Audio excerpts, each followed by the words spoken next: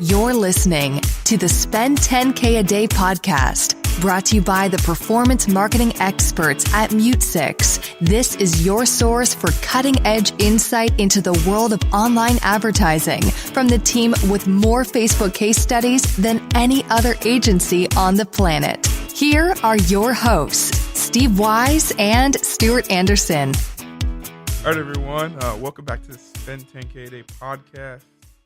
Today we have two, awesome guests who agree to come on the podcast, and they have great stories. And I think we're gonna be talking about how athletes and personalities and people who have followings, influencers, can actually monetize their brand with e-commerce. And today we have both Metta Piif, who, as you guys know, played on the Lakers and the Knicks and the Pacers and all the other NBA teams he played for over the years, and Piif Jones, who Metta actually manages, who's like an up and coming musician who I'm sure everyone's going to hear about very soon. He's crushing it. Absolutely. So welcome everyone. Thanks for coming on the show. It's so good to be here. Yeah. So cool to see the possibilities now. With the podcast, just being in the office, and and it's so much fun. Everybody can have a voice and kind of speak on things they like to speak about. And these podcasts are just amazing. Yeah, man, and just being able to communicate. What we learn on a daily basis. We're marketers, so we're consistently trying to figure out how do we get the edge. Just like on basketball, how do we get the edge when it comes to driving new customer acquisition for all of our partners? So we're consistently trying to focus on becoming better each and every day. And, the topic is kind of interesting right now because, as you guys know, the big baller brand, Lonzo Ball came into the league this year and he's killing it. Yeah, and he didn't want to sign with Adidas or any of these companies, and because he wants to build his own brand internally. And I think it's an interesting topic because I think more and more athletes are starting to think about how do you take control and own your brand without being indebted. I'm surprised it took this long. Yeah, for people to figure it out because every other aspect everybody's figuring it out, do it yourself. Yep. Absolutely. And so Metta, let's start with you, man. Tell us a little more about how you got into e-commerce. We got introduced by a mutual friend, and I was like, whoa, Metta knows e-commerce so well, and I was so impressed. Yeah, it's all about what do you want to do, in your life. Everybody has different passions. Mine was basketball. I mean, still love it. But when I semi-retired, 'cause I'm still not officially retired. I was like, what am I going to do to, it was kind of shocking that, oh, wow, this is pretty much, it could be over, after my last game. So I said, okay, I can coach or I could do a couple things. And what I decided to do was just go back to school because everything I'm doing is in marketing's involved. Yep. So I went applied for UCLA, the digital analytics, the business analytics at UC Irvine with Professor McClatchy, did social media at UCLA. We did Google ads in Vancouver. I took it was a class called Brain Station, and I did and I want to do market research now. And I'm like, it's a lot, but I did have a background in architect. I was an architect major in college. Yeah. Then I went to art. Then I went to math. But it just wasn't important because I was just trying to play ball. I was trying to make some money, so I'm not. Yeah. I'm like either architecture or basketball.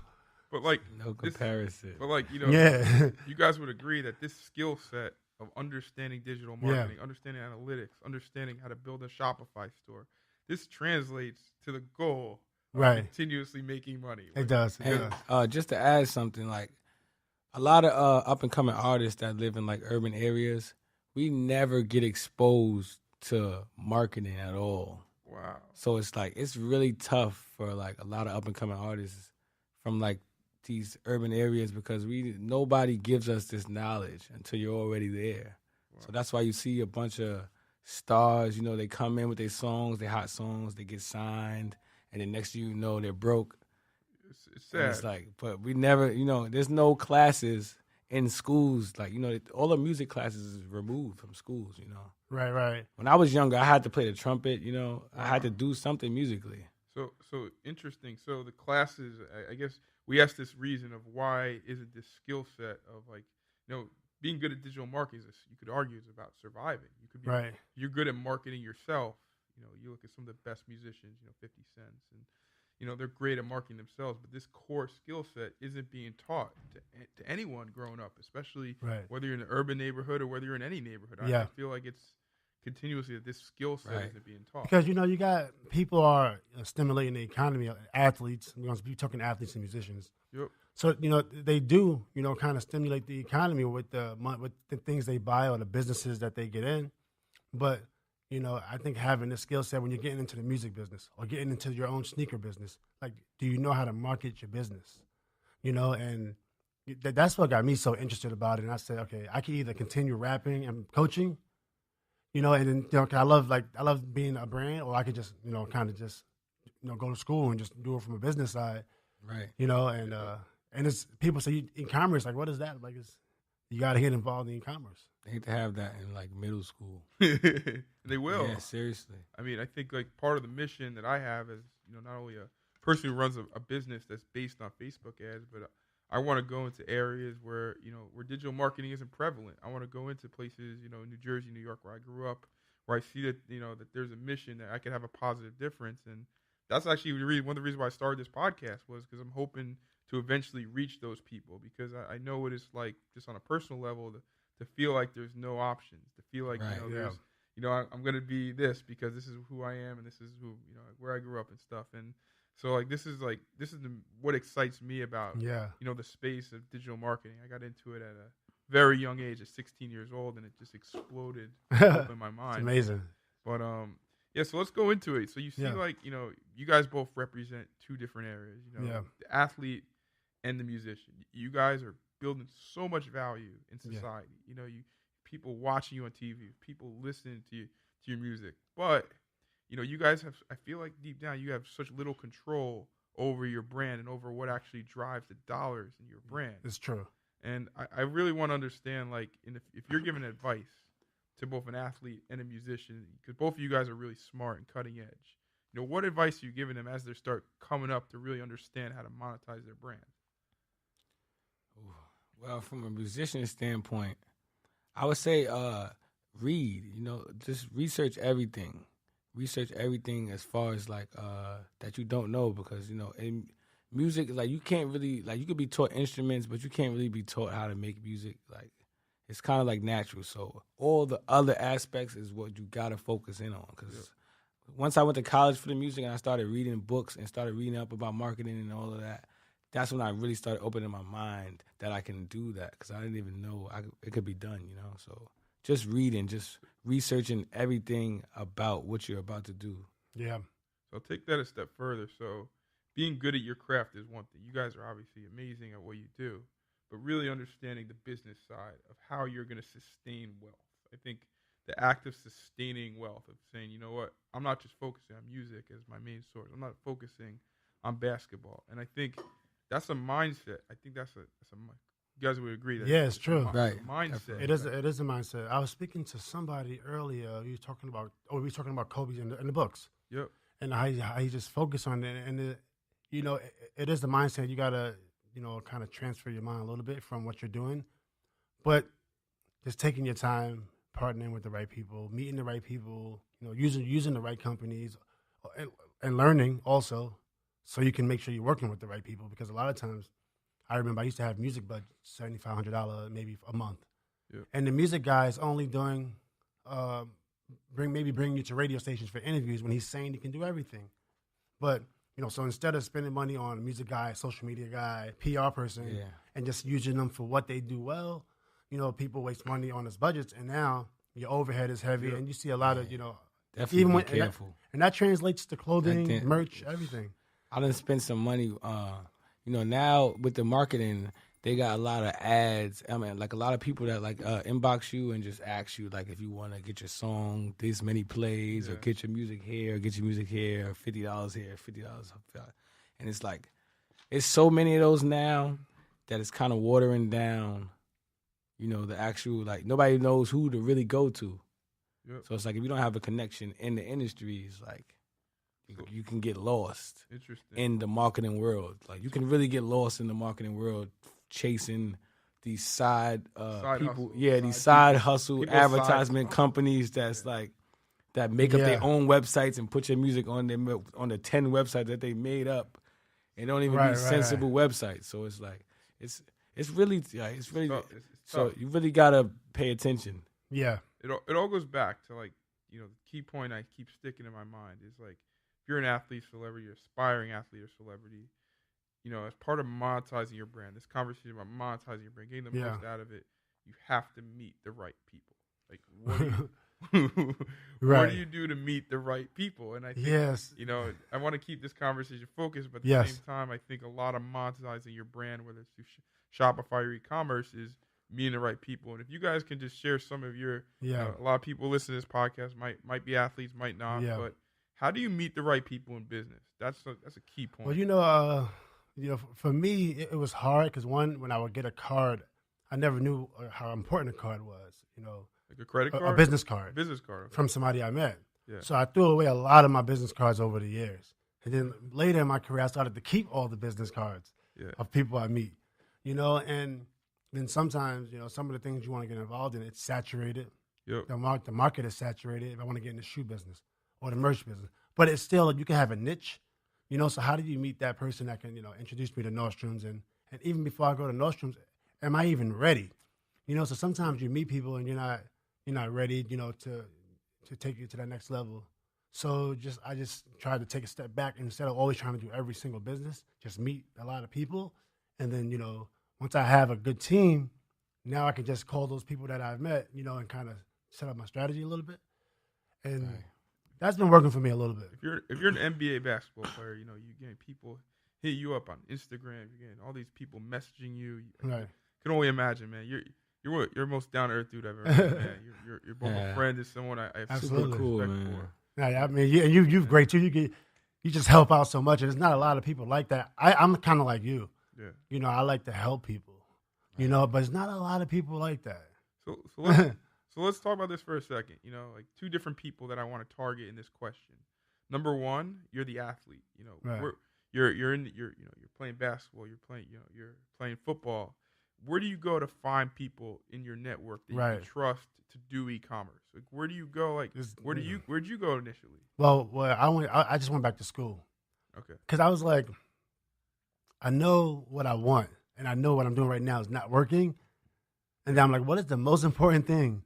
Is it a COO for your company, or is it an assistant? And I'm like, I need marketing, and then what does that mean? I'm like, okay, I want to sell shirts. And I want to do basketball camps. Okay, how the hell am I going to get it? Pardon my language. How am I going to get it? How am I going to get a lot of people to come to my basketball camps? Because I have a lot of fans, but it's like I'm not holding them. I don't know where they're at. I keep losing them. So now I'm like, okay, the way Nike's doing it, they're promoting, and so LeBron and Kobe, those type of guys have a huge marketing team behind them from State Farm, Nike, Gatorade, right? Which you have people in offices like this is doing marketing. So I'm like, I have to start marketing myself. That's the only way it's going to work. And I said, the only way I can do it is go to school. That's interesting because not a lot of people will go. I mean, conscientiously, it's not like most, people go Slim back to none. It's true. It's true. I mean, it's very. Every time I tell somebody, they be like, "You went back to school?" I'm like, "Yeah, I went back to school." And like, this is a question for you, Piif, or you, either you question. You're a brand. You're an e-commerce brand. You're growing really fast. You're obviously using Facebook as a main source of driving revenue, but you want to reach out to an athlete. You want to reach out to a musician, and you want to partner with them. Like, if you don't have an athlete or a musician in your network of your group of friends, where most people don't. I mean, you go to Middle America, some of these companies trying to make it. Like, they don't have absolutely. They don't have access to celebrities and influencers. It's true. How do you go about like reaching out to people? Like, how giving advice? Well, usually when I try to really get, like, I don't really find a lot of people that I really want to just reach out to, because most of the times when you reach out to people, it gives them that sense of like you needing them, instead of us working together. So usually I would just put myself out there, and I'll just wait for them to contact me. I put it in the atmosphere. I don't know if like how y'all feel about that, but like what I want, I put it out there in the atmosphere. So maybe tagging someone and it's like, in the Twitter comment. And it's like, I'll just check it. But then you got to put yourself out there to be seen, Totally. So it's like, I use that method instead of just like hitting people up like, yo, listen, I want to do a song with you. And because the people that I do hit them up and I do a song with them already, I didn't even need to do that because come to find out, they know me and they be like, "Oh, I know you. I like your music and all that." So it just goes for the people that's like verified, got 500,000 followers. It's like no way to get to them. You got to put yourself out there. You got to be right. Like if they going to the club that night, you got to be in the club that night. You understand? That's how I got connections with a lot of people, just being where they at. 9/10 of the game is showing Sometimes up. you got to be. showing Sometimes up, it's more than because you got to think it's 1 million people trying to inbox them and trying to connect with them the same way. So you got to be different. That's interesting. So what you're saying is maybe not even try to reach out to people, but Nah, just put yourself out there. Try and go to places where they are. Because all the celebrities and all the public figures, they all have to appear somewhere. You know what I mean? Right. Like they all have true, to it's true. appear. I meet a lot of people, and I like meeting people and just knowing about them. And you don't want to just like work with people right off the bat from day one, but I like going out, and whether it's somebody that's in a higher position than me or somebody in a lower position than me, somebody's helped me, so why not, if somebody was to come up to me and talk to me, I would listen. Obviously you can't do a lot of that, Right. but or maybe like a good way would be to reach out to one of their friends or someone they're connected with. And, that's good too. Someone that they trust. yeah. I've gotten a lot of.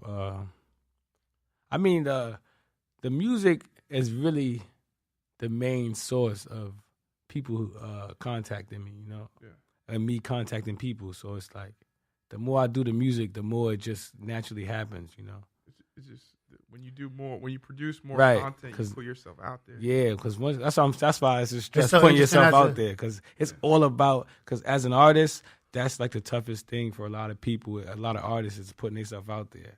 And it's funny as an artist, like I feel like I'm a basketball artist, and I always wanted to do a lot of basketball camps, but I never did.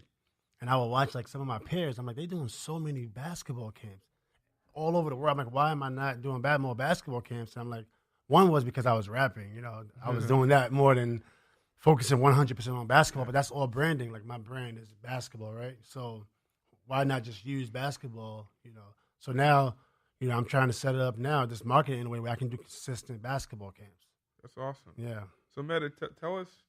Metta, you're very involved in e-commerce right now. Yeah. You have a couple brands. Tell us a little bit about your brands and kind of stuff that you're passionate about. Yeah, when I was 19, I got involved in the music business, and then but I didn't know the business, so I got out the music business, and then I figured to not force it, wanting to be this rapper. I said just let things happen naturally, and then I just, somehow got into wanting to do films. And then I said, okay, I was putting out some shirts and selling sneakers. I'm like, all right, I'm kind of getting a little rhythm here, And then I just decided to, just get into marketing. So I set up Artist Management Group. And I always had clients. Even when I had artists, they was my artists. Or I was managing artists, they was my artists. So we had the client division, wanted to do sports. So we got a couple athletes that we work with. But Piif is your client. Piif is the client. I didn't mention that already. Piif is under our test manager. Yes. Yeah. I like him because he's a hard worker. And he trying to expand his brand. I can't work with just an artist because if you're just doing music, I don't know the music business, so there's nothing I can do for you. But if you're like a brand, I can work with you. Cool. So that's what we're doing. Loopy Life is the name of my brand. Loopy Life. I like that. So Loopy Life is going to be selling e-commerce products. Right. You got to. Cool. So tell us, so you have, how many e-commerce stores do you have right So I got the pandasfriend.com. Pandasfriend.com. Okay. Pandasfriend.com. What is that? Tell us what that is. The Pandas Friend, started in 2014. I was going to China, and my daughter loves pandas, so she would always cry when she sees pandas. So I'm like, I'm doing clothing. I got to do something that means more, that I can get behind. And I didn't want to do Metta World Peace clothing. I didn't want to do Ron Artest clothing, though I'm doing it now for my little sons because they're playing basketball. Well, that's cool. But I said, the Pandas Friend. And then I started to say it. I put it out there, and then people were saying, oh, Metta World Peace changed his name again to the Pandas Friend. It wasn't just one day. It was 2 days and 3 days and 7 days, and CNN picked it up, and Huffington Post. So I said, all right, I could probably make this a brand and just do this. For those that don't matter, let me just take a step back. Metta, you changed your name from Ron Artest to Metta World Piif. Absolutely. You weren't born Metta World Piif. It was Yeah, very yeah. funny too. So tell us a I story. was like, yo, he really did that. That was tell us the story of how you changed your name, because I think that's interesting. Yeah, you know, it was just I was at a point in my life where I just was wanting to be different. You know, I had a rough NBA career in terms of just playing basketball. It wasn't a stable career, right? So, you know, I just wanted to be different and not be that. I didn't want to be the NBA player that just had an unstable career. I'm like, I think I'm something else. I'm more to that, you know. And so I said, you know, I'm just getting back to who I am, and everything I can do to change my life, like spiritually, emotionally, I did. Changing my name was one of them. You know, being around my kids is something else. Just having fun and just being yourself, you know, and not, you know, and I did do some meditation and stuff, and you know, it was dope at the time. It still is. I think So like enjoy it. reinventing yourself as an entrepreneur is what we're gonna say. Like Metta World Piif is the remix. Businessman. For the better. You're gonna get him on the cover is. of GQ. Watch. So It's You're gonna fun. get him on the cover of GQ. yeah. It was weird when I did it. I was like, I just want to do it. You know, I just want to do it, and I did it. And my kids, they were thinking about it also. Like, should we change our name? But then he was like, nah, I'm not changing my name. That's crazy. Pretty funny. So you got Panda's Friend, which is Yes. a Shopify site that you launched. Yeah. Tell me about some of the other sites you're launching and some Yeah. other industries that you're interested in. Well, we got a Buttercloth, which is the Buttercloth. Yeah. I can't wait because I have merch, but the Buttercloth is just amazing. You know, when I put the shirt on, it was just insanely comfortable. Yep. And I remember just saying, I want more of them shirts. I was wearing it to bed just to kind of see it. It's just so comfortable. I wake up, no wrinkles, you know, and it's perfect for business, you know. So I'm really excited about, you know, the founders of that company. They're gonna do a good job. Also, Lyrica Anderson. Lyrica Anderson. Okay, what is that? Lyrica Amazing. Anderson is an artist. Oh, okay. So it's smart for me to get involved with her because she has about 600,000 followers on Instagram. Okay. You know, and she's See, I made the connection through Ron. yeah. So it's the intro. You know, it was great. And I'm going to do her brand. I told her, I said, as an artist, when you go on tour, you got to sell merch. Yep. You know, and I said, I'm interested in that side of it. You know, I'm just helping you with that. And so that's all I'm doing. That's awesome. You know, and I'm looking forward to her brand. And there's a couple more things I like. I like basketball. I want to sell basketballs because I'm a basketball player. Yep. You know, and I'm just like, why not just sell basketballs? Well, if you get the basketball in as many people's hands as possible, then obviously the sport is going to continuously grow. Absolutely, it's going to grow, and you can help people because with a basketball, you can also, you know, throw tournaments and stuff and things I like, things I love.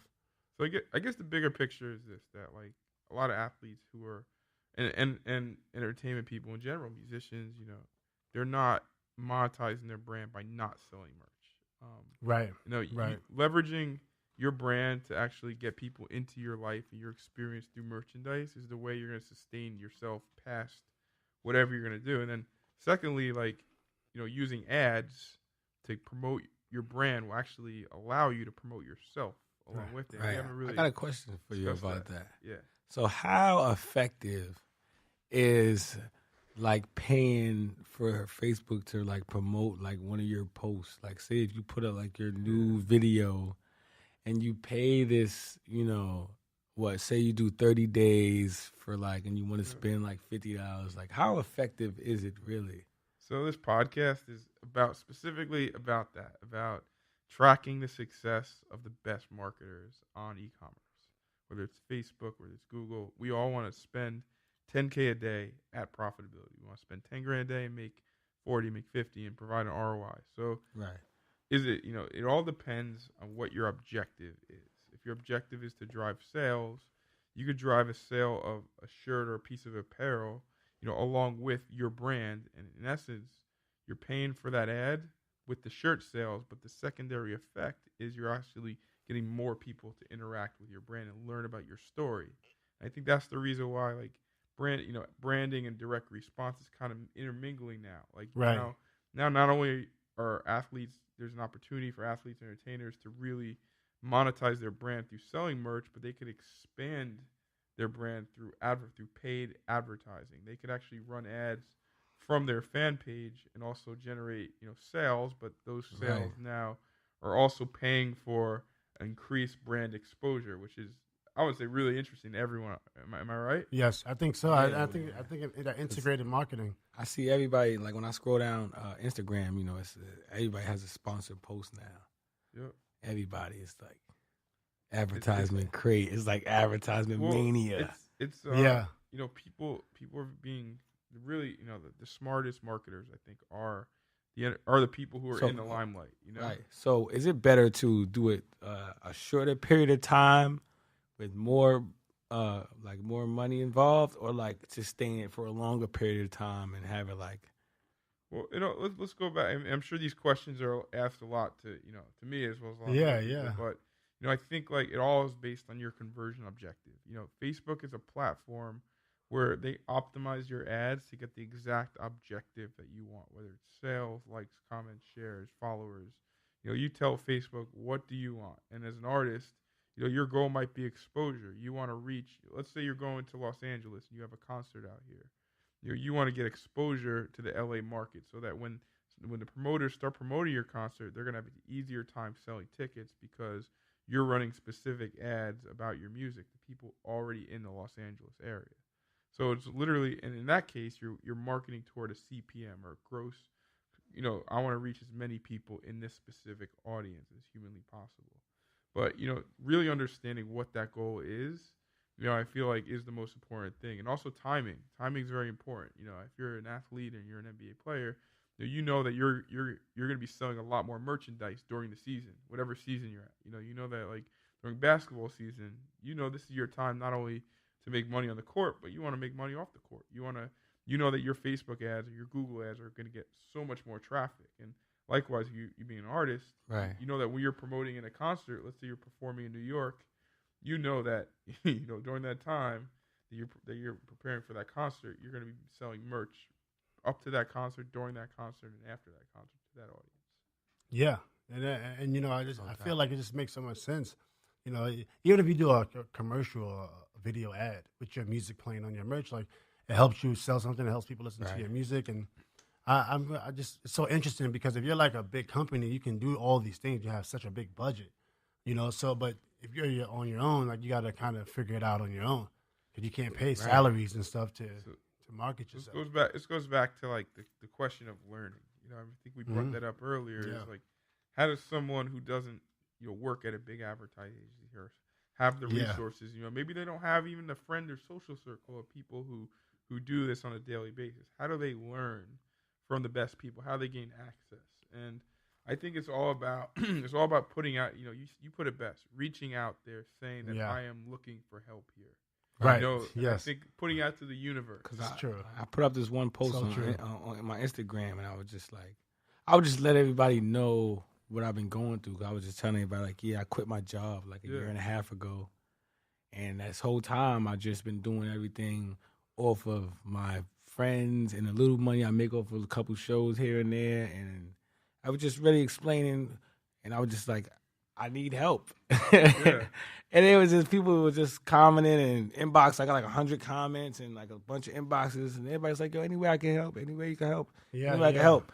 And it was like, if I never did that, nobody would say anything. People would just think that I'm good because on the outside looking in on Instagram, I look like I'm making a whole bunch of money and I'm around a whole bunch of celebrities. But, you got to like turn that into reality. Yeah, totally. And I think it all goes back to like, you want to be great at something, is going out to the universe and trying to be great at it. If like deep down that to be the best digital marketer, you have to find the other great digital marketers and learn from them and really, figure out how do I make Facebook a profitable engine for me? How do I run Facebook ads at scale? How do I, great example, Panda's friend, like, that you don't want to like have a big, conglomerate, company run your Facebook ads. You know that you have to do it in-house. You have to learn it to be able to delegate it and build a team around it. Yeah. So I think the key is to really become the best at it and understand yourself. And I think these lessons could be applied to many different, athletes and celebrities that listen, like to you can't just expect someone, a connection or a friend of yours to come in and just be an expert at it. You know? It's true. And you know, like what's interesting is, and even if you don't want to do it, you could always hire the right people or work with the right people.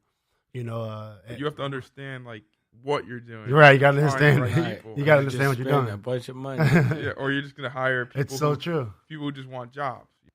Wow, that's so interesting, guys. I know you got to run, and I just really very appreciative of you guys taking the time out of your busy day to come on our podcast, the Spend 10K a Day podcast. Yeah. Had a great time, you know, speaking about e-commerce and All the advertisement world that I now know about.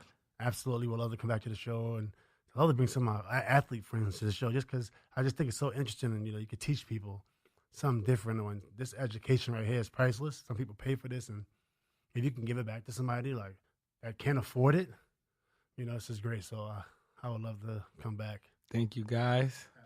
Just to reiterate, you know, the follow-up thoughts of the topic of monetize your brand. Number one, always be very thoughtful about meeting the right people Yeah. that could help scale your growth. And what that means is really be bullish about going out there and finding the solution and finding the people that can get you the knowledge that you need to grow your brand. And then number two, specifically on the paid ad side, is really leverage your brand to sell product through your Facebook fan page, through your Instagram, through paid ads. You could continuously actually both build your brand and sell merch at the same time.